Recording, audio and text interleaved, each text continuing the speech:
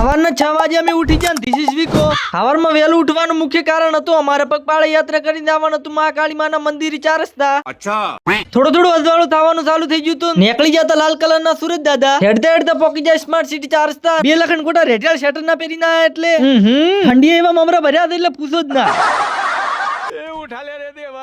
Finally 1.5 કલાકની પગપાળા યાત્રા બાદ અમે મહાકાળી માના મંદિરે પહોંચી ગયા. અંદર વીઆઈપી એન્ટ્રી લઈને પ્રસાદી લઈ લીધી. વીકે નારળ વધારવાનું ચાલુ કરી નો છું. અલા વીકે આટલી ગડા તો મેં 2-3 વધારી નો છે. તું તો સાવા કરે છે.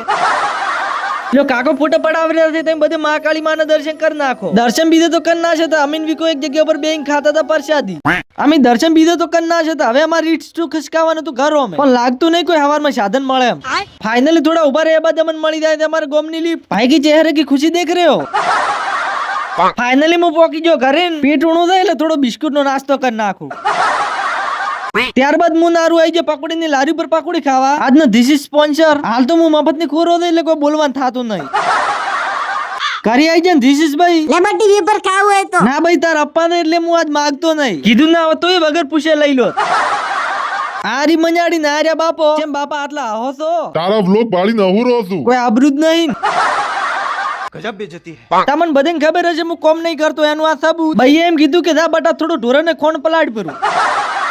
પદના વાગી ગયા હતા 4 ને ભાઈ પીતી હતી ચા. ડાચે ને મન પૂછ્યા વગર એકલી દાબેલી ખાઈ દે તો બધે બોલો મેઠી દાબેલી. તો હું થોડું મોઢું મેઠું કરી નાખું.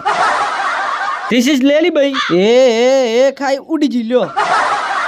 કેમેરો સાપ નહીં લો ધોકો દેખું રહ્યો છું. ધીસ ઇઝ ગૌ. આજે ખેતરમાં બઈ રેગણમ સાર લેતી રીતી. અલા તને 4:30 નું કીધું તું 5:30 વાગે હેડ્યો આવે તો ખબર નહીં પડતી. ખબર પડી હોય તો તું ભારો ઉપાડો જ ના. ખેતરમાંથી મરસટ નુકડી ધોણા લઈને જાય સીધા દવાખાને. આ કારણે ભાઈએ મને ભારો નતો ઉપડાયો. ઈ બાપા બીક લાગે.